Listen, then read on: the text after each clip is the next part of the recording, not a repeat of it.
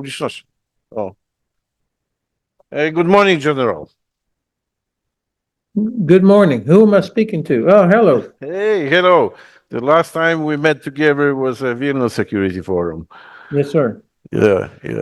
And let me introduce you to the audience because it's a multinational conference, and General Ben Hodges, Lieutenant General retired, is a former commanding general of U.S. Army Europe in the years of 2014-2017, and currently he has been serving as a NATO senior mentor for logistics and distinguished fellow with the GlobeSec. General Hodges is very well known in Poland as a great friend of our country. He helped a lot when the first war in Ukraine began, 2014, and due to his personal support and engagement, we have a rotational presence of U.S. troops in Poland. Also, due to his support, the idea of Fort Trump, so called by our president, is in real because it's not named by Fort Trump, but Yashonka Airport and the installation around the Yashonka currently are fully occupied by U.S. troops from the Airborne Division deployed in Poland, in our country, as a reaction on aggressive politics and aggressive actions of the Russian Federation, not only on Ukraine, but also in entire Europe, and Europe united together with the United States. And he's supposed to talk about his personal points of view, how the conflict looks like, and what the geostrategic and geopolitical environment around Russian Federation, Ukraine, and Europe is supposed to look like in the future. So sorry for my English, but the first part of our panel I will conduct in English due to our distinguished speakers from the United States and our academic institutions. And the second part, because General Gromadziński will be the guest speaker again, and myself, I will try to do it in our national language. So General Hodges, the floor is yours, please.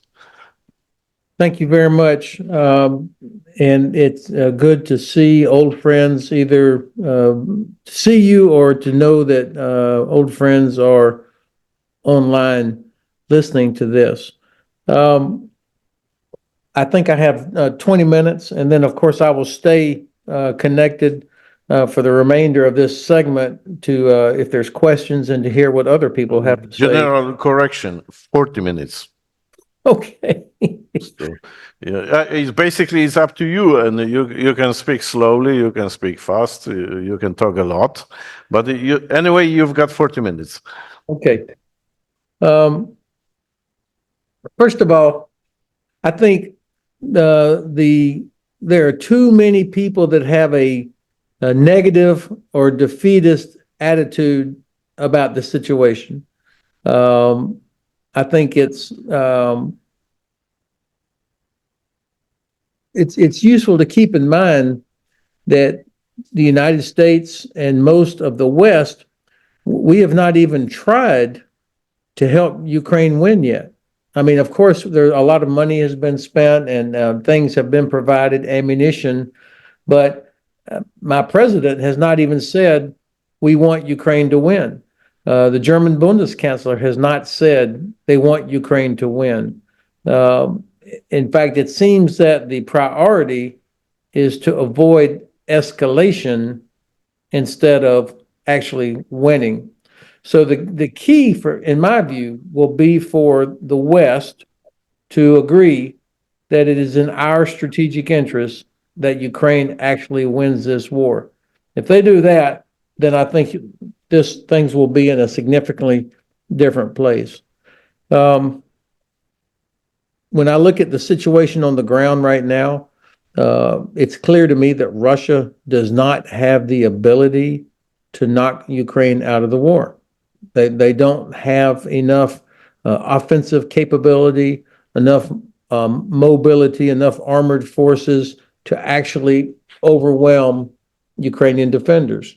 Their only hope is that the West quits, that we failed to provide the ammunition and capabilities, the air defense that Ukraine needs.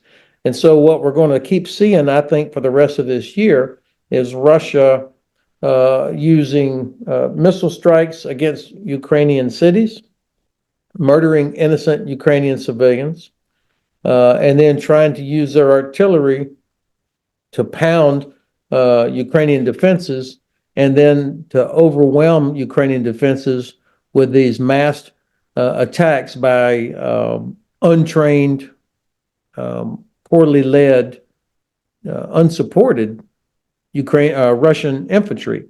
I spoke with a Ukrainian officer just this past weekend. We were together for a couple of days, and he said that none of the Russian attacks are have any Russian air support. So, I mean, this is the basic ground assaults, kind of the way the Tsar would have done it back in the First World War or earlier wars. And he also told me that each attack feels weaker and weaker and weaker. So, in other words, it seems that the Russian side has mortgaged their future just to have the number of troops they have now, that they are not able to generate real significant combat power other than what we see right now. So I don't believe that they have the ability to capture Kharkiv, for example.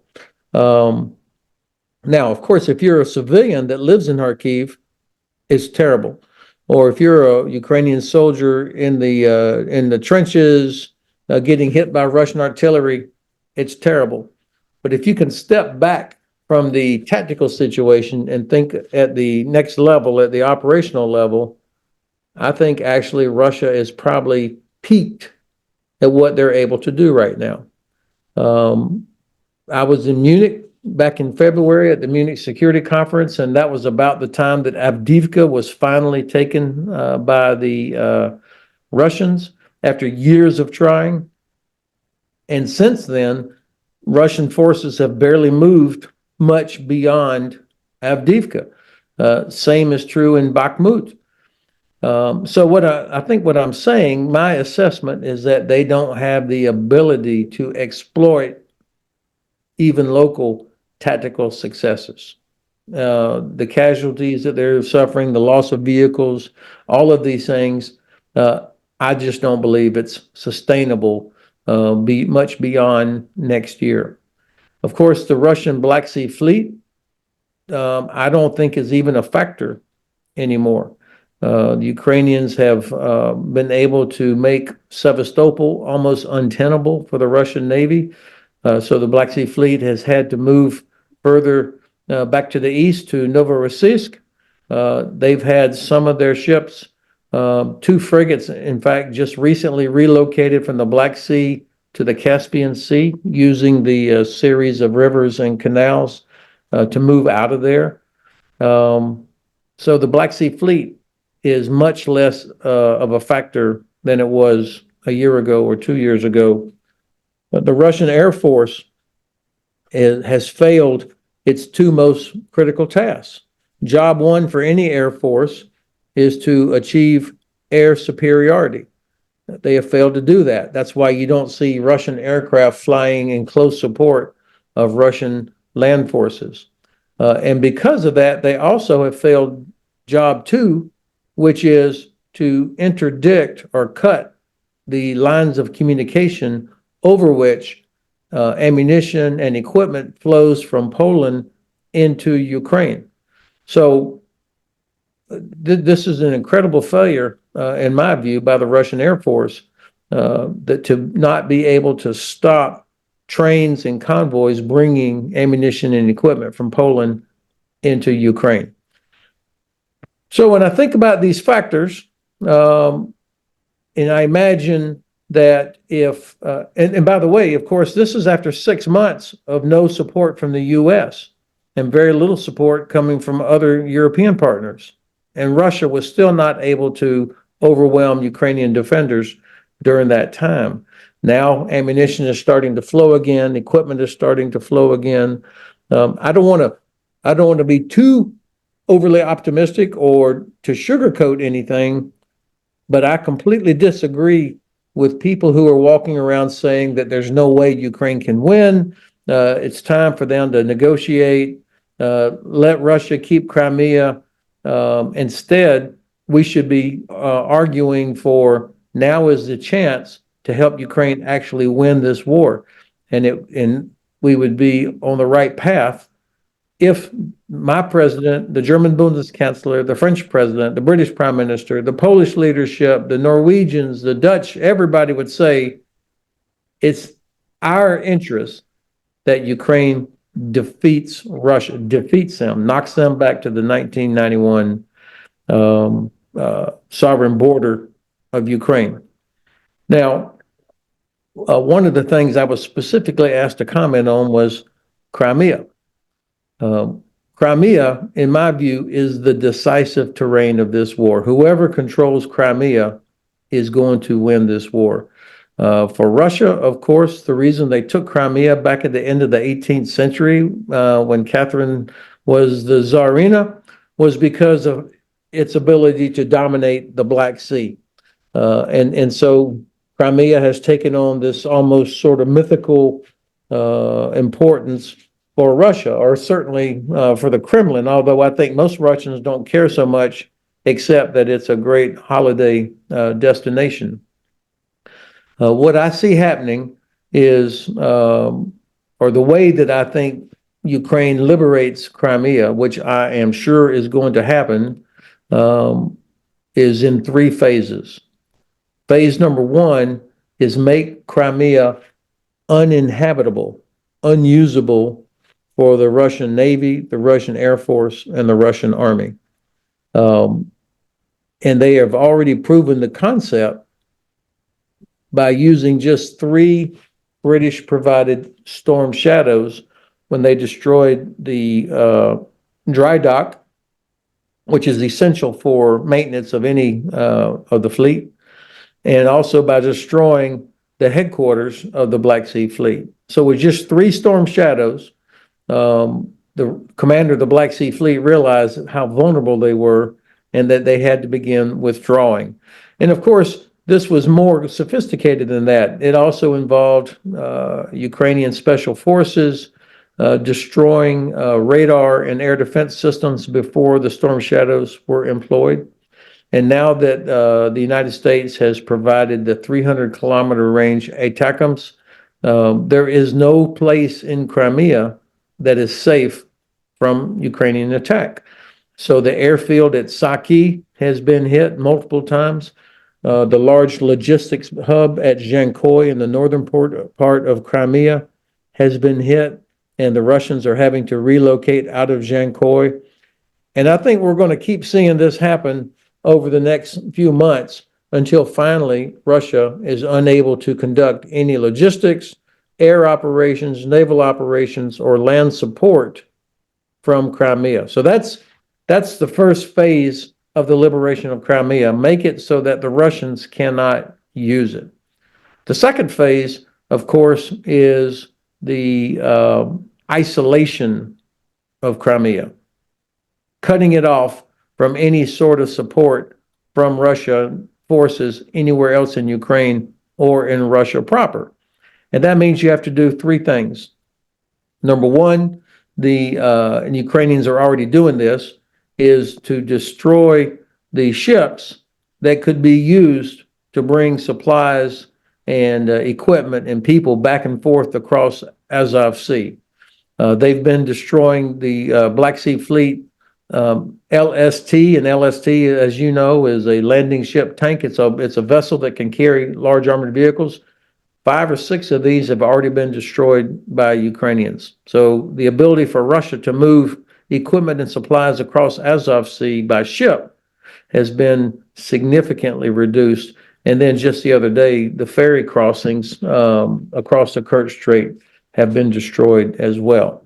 The second part of this isolation is, of course, going to be this railroad that runs from Rostov down along the northern side of Azov Sea to Crimea. Now that Ukraine has the long-range ATACMS, they will be able to hit the railroad anytime that they want to. And I would anticipate special forces and also sabotage against that railroad as well. So the railroad line that connects Crimea to Russian support is very vulnerable and will be cut. And then finally, of course, the most iconic, well-known part linked between Crimea and Russia is this big bridge over the Kerch Strait. The Russians know that bridge is vulnerable, and so they have put a lot of air defense there. They have sunk ferries along the sides of the bridge to protect it from the Navy drones that Ukrainians are using. So they know it's vulnerable. They have invested a lot of resources to protect it.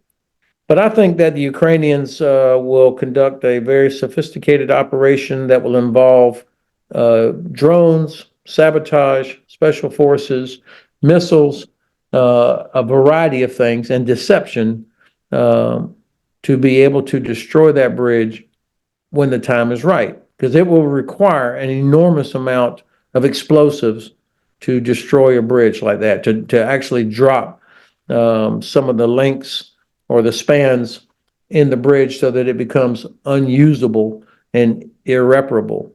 So they'll do it when the time is right and to get the biggest benefit out of that. I don't know when that is, and obviously I should not know when that is. So to recap, Crimea, you make it uninhabitable, you isolate it, and then when you're ready, then Ukrainian troops will come onto the peninsula and take control of it.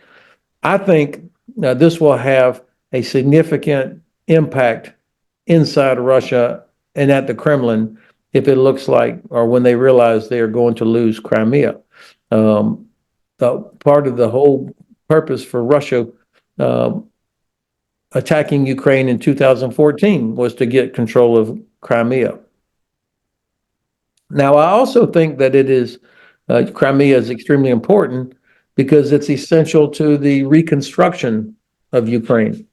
Any conclusion to this conflict where Ukraine does not have control of Crimea, I think will be a huge mistake. And I think the Ukrainians, of course, have said that and they know that. In order to reconstruct Crimea, investors are going to need to be confident that there will not be a continuation of the war, and they're going to need to see the economic potential there. And 2 of the 5 main Ukrainian seaports are Berdansk and Mariupol on the Azov Sea. And so even after those 2 cities are finally liberated, if Russia still controls Crimea, then they will be able to block access in and out of Azov Sea, which means 2 of those 5 ports, Mariupol and Berdansk, will not be usable. This will be a real problem for reconstruction. And of course, from Crimea, Russia will be able to continue harassing grain shipments and going after the 3 ports on the Black Sea of Odessa, Kherson, and Mykolaiv. So liberating Crimea is essential for Ukraine's reconstruction and recovery after the war, as well as making it impossible for Russia to use it during the war. This is why I think it is so important. Let me close with one last point. Part of the reason that we are still where we are is because the United States, despite all the work that's been done, all the support that's been given, we have failed the critical task of clearly identifying the strategic objective. and I think most of the people in this audience know that if you don't have a clearly defined strategic objective, it is very difficult to develop a winning strategy, and even more difficult to develop and implement the right policies necessary to carry out that strategy. So, in the absence of a strategy that says, we want Ukraine, we're going to help Ukraine win this war, we're going to help Ukraine defeat Russia because it's in the interest of the United States and all of our Western allies that Russia is defeated. In the absence of that, you end up with terrible incremental decision making about what aid to deliver, or bad policies such as you cannot use the 300-kilometer ATACMS against targets inside Russia, or F-16s 2 years, more than 2 years after the start of the large-scale invasion. We still have not gotten F-16s into the fight yet. These are all policy decisions and incremental decision making that comes from the fact that we haven't committed to actually winning the war. And I would say the administration is going to lose the opportunity here to do this if we wait too much longer. If Ukraine fails, it will be the fault of the West, not Ukraine's fault. It will be the fault of the West. And if Ukraine fails, that means that Russia will be able to absorb tens of thousands of Ukrainian soldiers, growing the size of the Russian army. These Ukrainian troops will be pressed into service and used as cannon fodder. And then you'll have millions more Ukrainian refugees heading into Europe, into Poland, into Germany, into Romania, and into Baltic countries. So that's going to have a devastating economic impact. And then you're going to see, if Russia continues towards Moldova, which they have said they will do, then Romania will come forward and defend Moldova. So now you've got one NATO ally involved against Russia. And I don't believe that Poland is going to sit behind the Vistula River and watch the Red Army keep coming to the west. I would imagine that Poland will make the decision to go into Western Ukraine to stop Russia there. So now there's at least two allies that are involved in direct conflict with Russia. So if our interest is to prevent a conflict between NATO and Russia, the wrong way to do it is to try to do this escalation management. Instead, the right way to do it is to help Ukraine defeat Russia inside Ukraine. I think part of the reason that the United States and Germany have failed to be more decisive in our support is because of an excessive fear that Russia might use a nuclear weapon. So when they say escalation management or avoiding escalation, of course, what they're talking about is Russia using a nuclear weapon. And I think there is almost no chance that Russia would use a nuclear weapon. Of course, they have thousands of nuclear weapons. Of course, they don't care how many innocent people they may kill, including their own. But the fact is, there is no benefit for Russia if they use a tactical nuclear weapon. It will not change things on the battlefield to their advantage. What it will do, of course, is result in a massive strike by the United States against some Russian assets, probably inside Russian-occupied Ukraine, or who knows.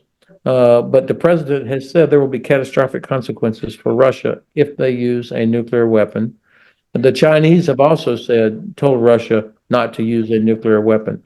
So I think that we have been deterring ourselves, scared of actual victory, scared of events leading to the collapse of the regime, the Putin regime. And I think we should not only not be scared, we should welcome that. We should embrace that, and we should try to accelerate that.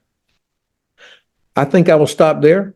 And if there are questions, I'm happy to take questions or challenges, or wait until the end of this segment of the conference. Thank you for the privilege of participating.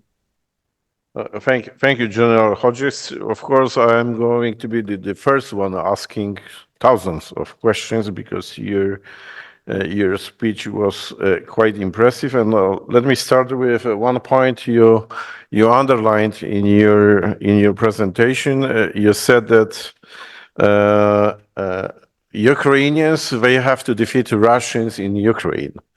I think that after the last political decisions, giving the chance for the deep operations and deep strikes, Ukrainians and their armed forces, they have to do a lot of things to defeat Russians in Russia, destroying the logistical spots, destroying transportation means, destroying the lines of communication, and destroying all those critical points, considering as a high value targets, and those which have direct impact on the center of gravity coming from Russian Federation. So the first question is if it's possible to defeat Russia in their own territory, meaning in the Russian Federation, having capabilities of ATACMS,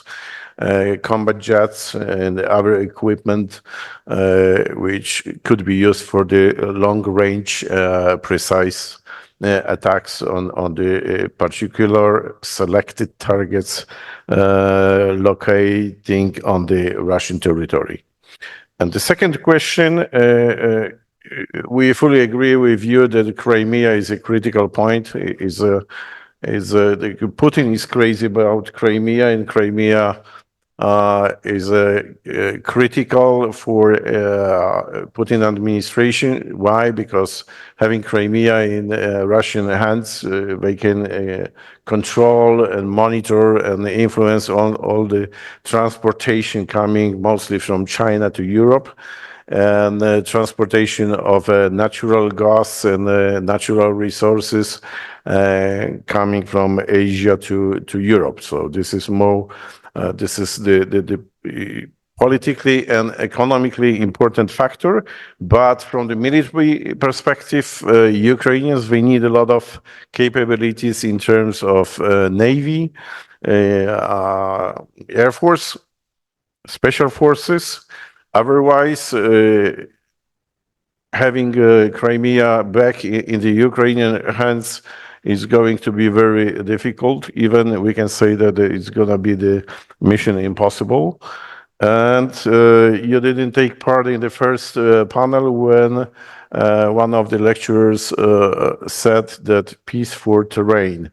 And it's supposed to be one of the possible options in the nearest future, that Ukrainians sitting down together with the Russian representatives, they have to stay at the shape of Ukraine like it looks like now. So it means that the Donbas in Crimea and other territory, unfortunately, are still in the Russian hands.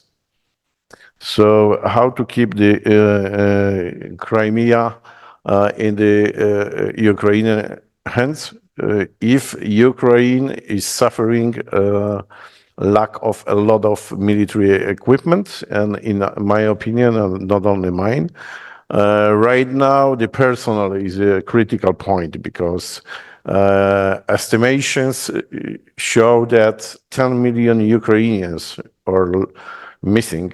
I mean, in missing, they are somewhere in Europe. Those who can be mobilized, and those who can be used as well-trained soldiers being deployed in the first line of contact. And the same, of course, is about Russians. If Russians lose approximately a lot of tanks and troops. And during the first panel, we were told that it's about more than 8,000 tanks destroyed. And monthly, the personnel losses are about starting from 15,000 up to 29,000 troops.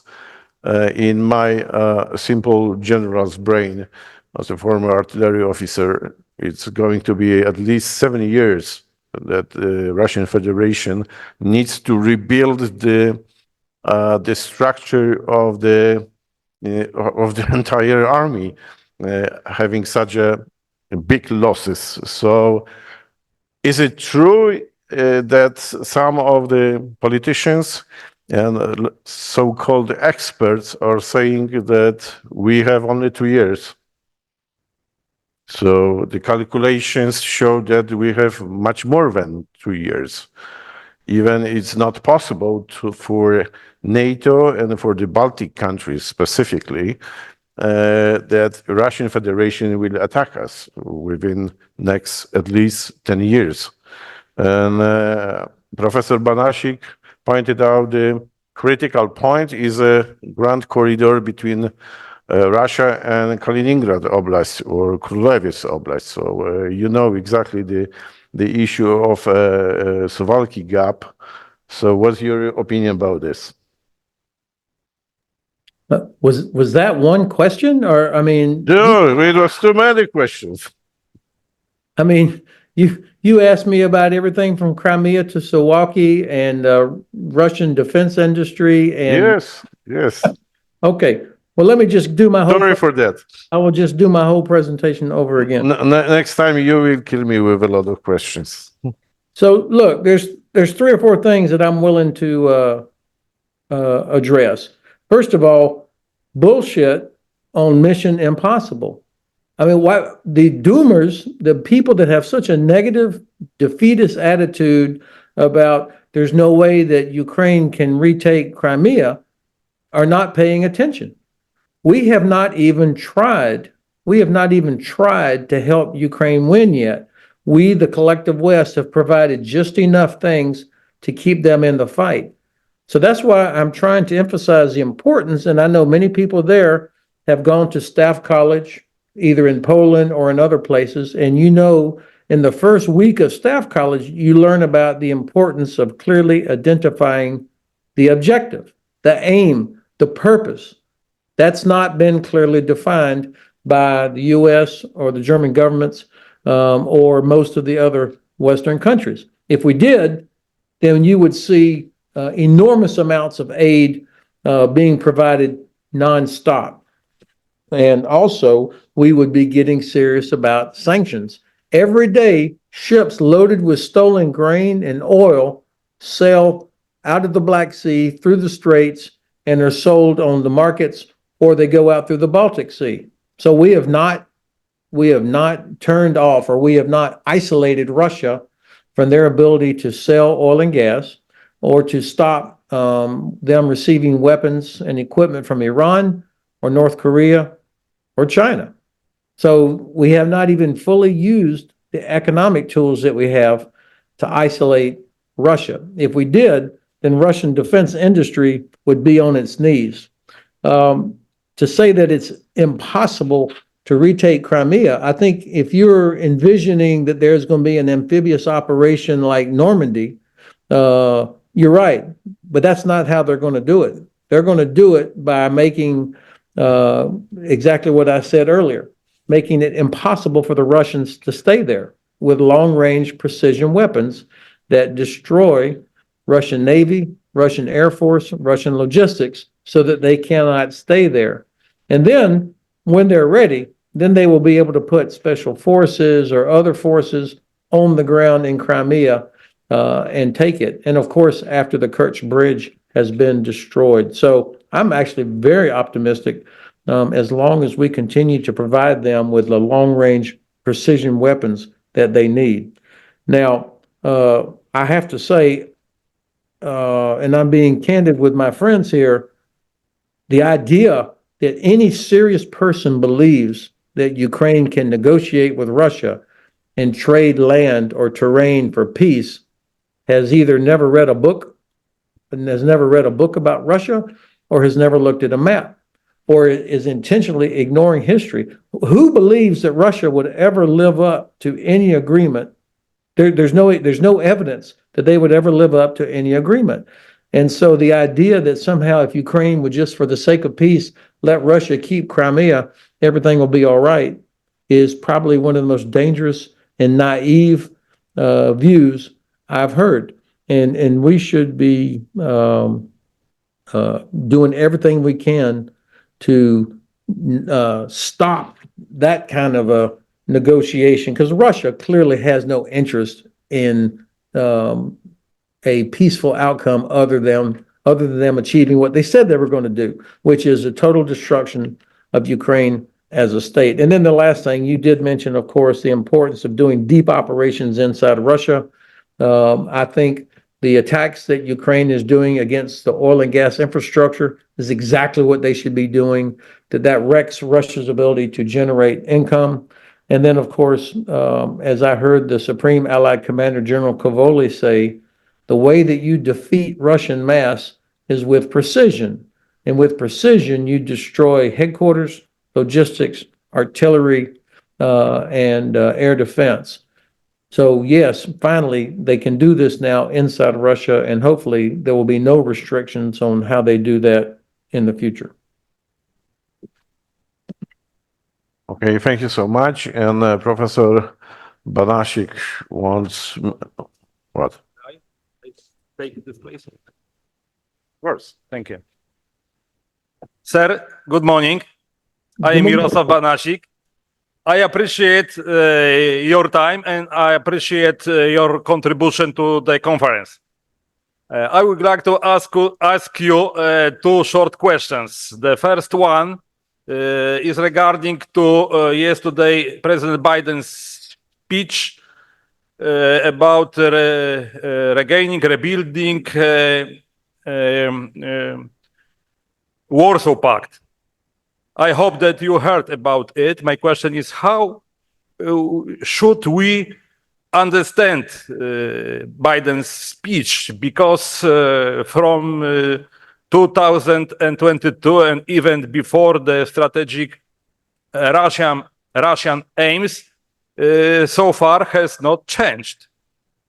How we should understand Biden's words? And the second question is regarding to strategic deterrence. We know, and you, sir, stressed the 2 years ago that strategic deterrence doesn't work. I think that the same situation is now. What should West do it to improve the situation and just to achieve the situation when West strategic deterrence will work? Thank you very much. I hope that you understand my questions. I think I do. I did not hear President Biden's speech about the Warsaw Pact. I don't understand what that is about. Could you tell me, like, what were the key parts of what he said? The key part is that Putin wants to rebuild Warsaw Pact. It means that Poland and other countries will be again under influence of Russia. The key message is, if we don't stop Russian at the Ukrainian soil, we will be back at the age of the Warsaw Pact. Yeah. Okay. Thank you. Now I understand what you're asking, and I did see some pieces of that.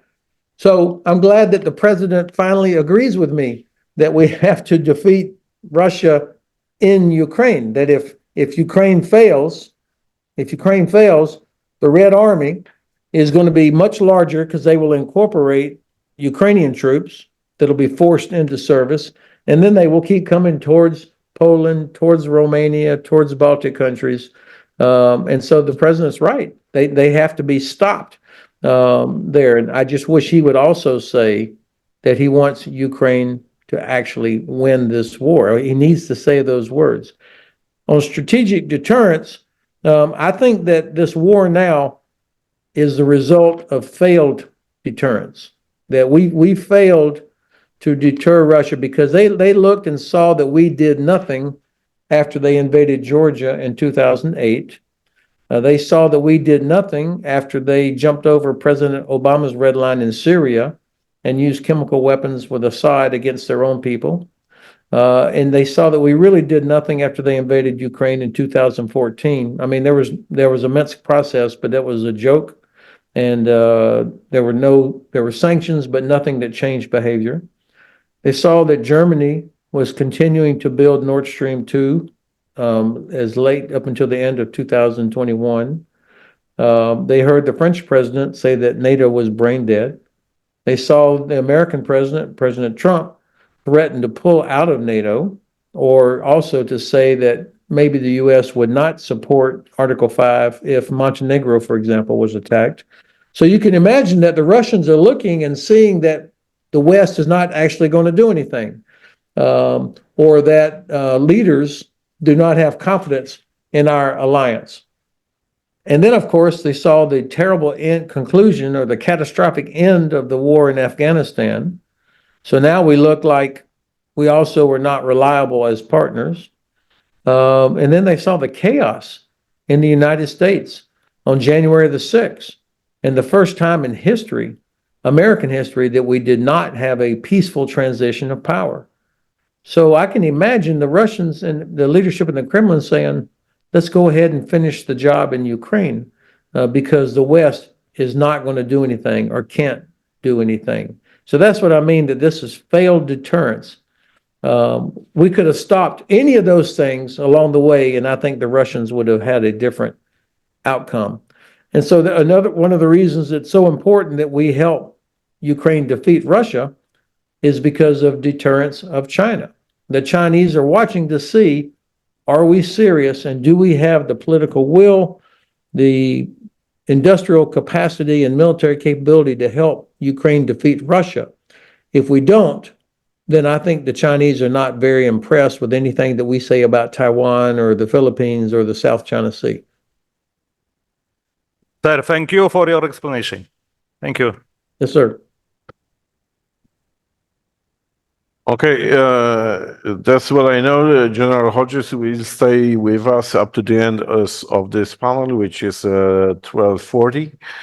And the next guest speaker is again General Gromadziński, who is supposed to talk about EU assistance in shaping Ukrainians' defense capabilities. Please, General Gromadziński, the floor is yours.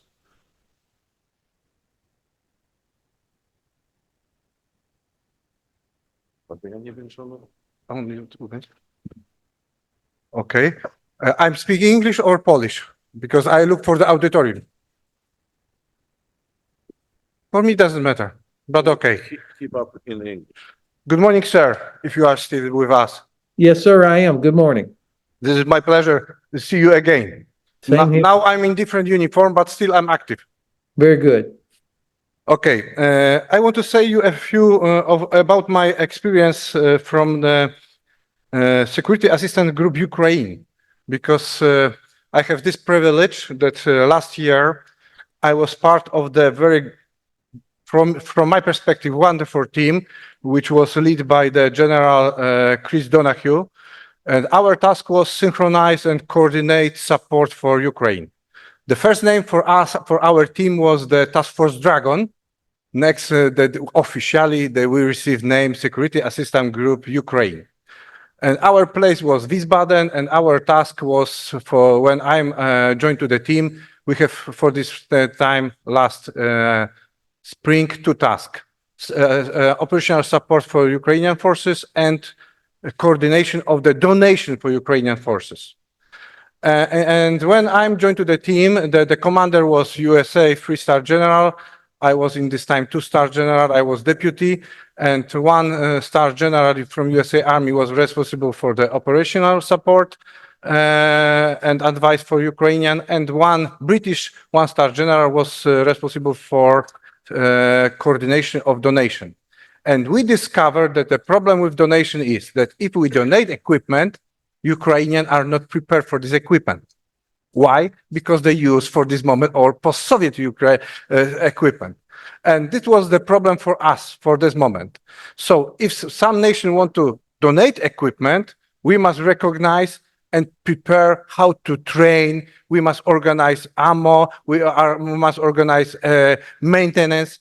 This is, I always underline, war is only in TV, in movie, but real war is logistic. With that logistic, you are not exist. Why?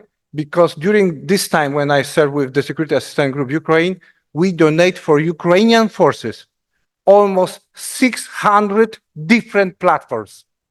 600. It is very difficult to understand how to support logistic line, how to maintain, how to supply with the spare parts. And this was a huge problem. But this was task for my colleague from UK. My task was to prepare and coordinate training, because it was not only training for donation, but we look for the future. So together with my team, we built the special system, 4 lines of the efforts.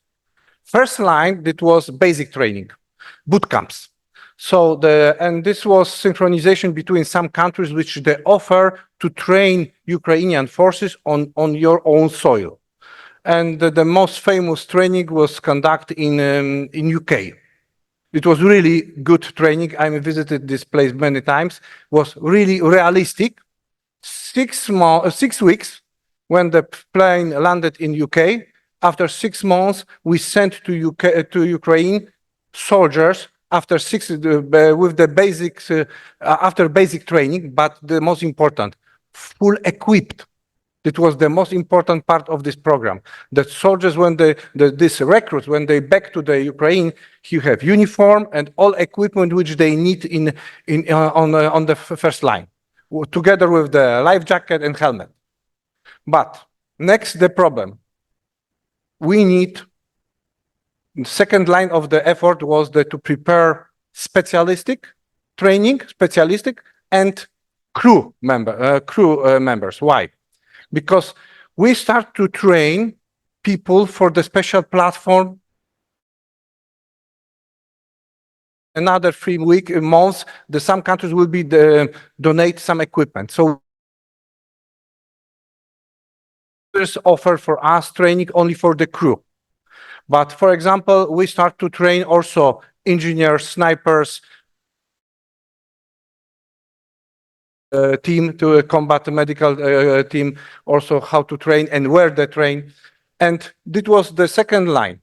Third line, that was, we call it unit training. So we receive guy after 6 weeks, the boot camps, 6 weeks like the platoon, and they finish on the COI. But in the same time, we train the battalions full train COI and battalion HQ which was ready to plan, synchronize and coordinate activity of the battalion. And after the 3 weeks, we discover also that we need another line. That fourth line was specific line. That was line designated for the young leaders. I don't want to say officers, young leaders. Why?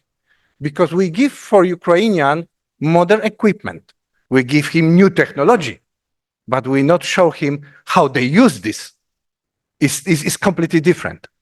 So we organize in some countries special training for the platoon commanders, for the COI commanders, battalion commanders.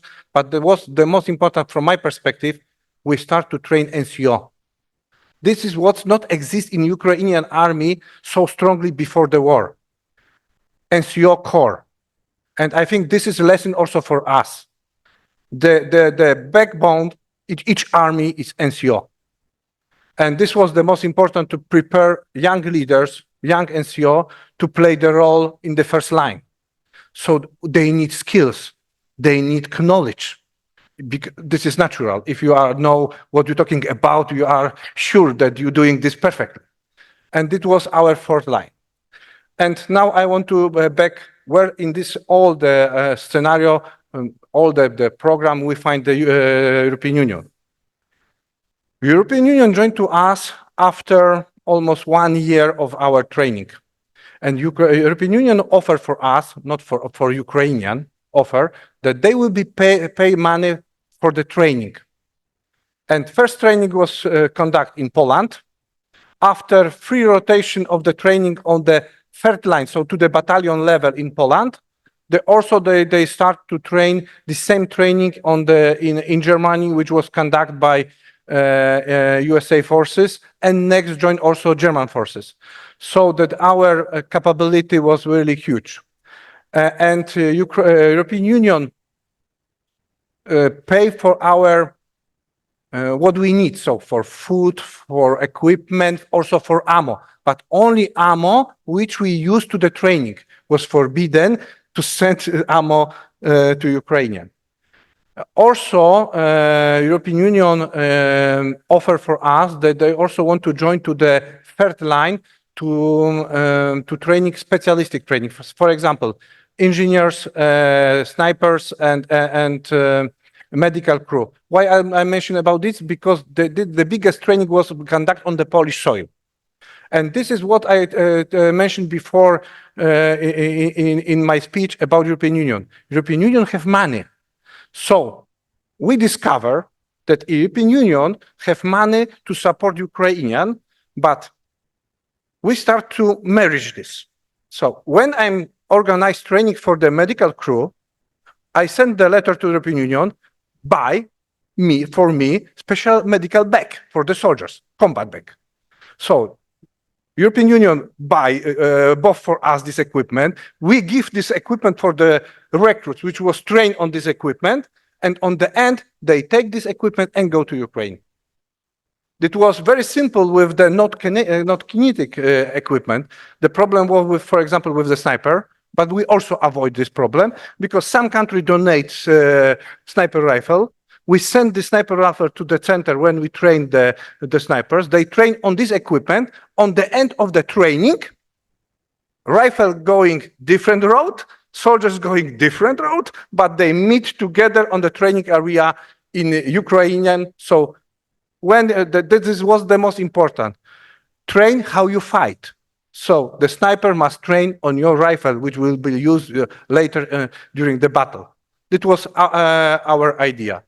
And I think that the European Union have very huge successful in this field, because that was something which was allowed by the international environment to doing. If NATO will be doing the same, that will be say that the NATO are involved in the war in Ukraine. But if the European Union doing this, nobody complains, especially Russia. But we are really effective. This is the most important. The problem which I'm seeing now, after 1 year perspective, when I work with this team, is still logistic. The problem with logistic is to train properly crew, logistic team, especially evacuation team, maintenance team, how to supply with the spare parts. And if you have more than 600 different platforms, you need 600 different teams to repair this equipment. This is really logistic, huge effort. But for this reason, maybe the readiness of this equipment on the first line in Ukrainian is not so high. But I think that that is in front of us and also in front of the European Union to support Ukrainian by build not only logistic hub around Ukrainian, but build maintenance hub around the Ukrainian. Because we have problem with the time which we spend for the evacuation and repair the equipment. Everybody know that, all soldiers know that we need that equipment must very fast back for the first line. But if we evacuate equipment from the first line on the eastern part of Ukraine, for example, to the Poland and Lithuania or Germany, this take times. But we haven't time. If we want to help Ukrainian, we must be more effective, and we must remember that time is key in this operation, and the logistic is the most important. But European Union is a really effective organization, which they have money, And also maybe they haven't big military capability, but they still have capability to organize this. Because if you look for this mission, which is now conducted in Poland and Germany, European Union give the flag, coordinate this, but frankly speaking, this is Polish team in Poland, which is responsible for the training. We every day work with Ukrainian side, and every rotation we improve our training cycle. We take the lesson learned from this operation, and this is also benefit for us because we have time now to prepare our soldiers to the future. Because the biggest lesson for me from Ukrainian war is our mobilization system and recruitment system. Because if something happens, we need save time. So we need people now, not 20 more 1 year later. Sir, I reported.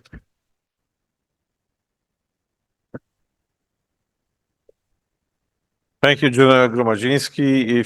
If the audience has any questions, don't hesitate. Please ask them now or later on when we go through all the guest speakers. Are there any questions? I have only one comment because during the retirement, I'm running a pretty much huge company dealing with military equipment. Our specialty is currently jet drones, kamikaze jet drones. And my observation dealing with Ukrainians, mostly with the Ukrainian MOD, which has under direct subordination the DPA, which stands for Defense Procurement Agency, being in charge of all the procurements or procurement processes being done in Ukraine, and it takes time. I will give you one example. I got the extremely urgent request the 3rd of November 2023. 44 million 12.7 by 99 millimeter rounds for the DSHK gun system, which is most suitable for fighting with the drones. It's the 5th of June and no contract at all. So we have to come back to the idea like SAG was, that it has to be organization deployed in Poland and Germany being in charge for procurement, but the Ukrainians, they have to tell us what is the priority in procurement process. Such a solution will make the process to equip Ukrainians, and mostly those newly mobilized and being trained, as General Gromadziński described in his speech, for deployment. They need to have time to get familiar with a new equipment. Remember that NATO and Europe changed, for instance, the field artillery caliber. This is why all the factories in Ukraine, they are not capable to manufacture 155, for instance. That's only one comment for any who could influence the decision makers to change the system and creating similar organization to SAC for procurement.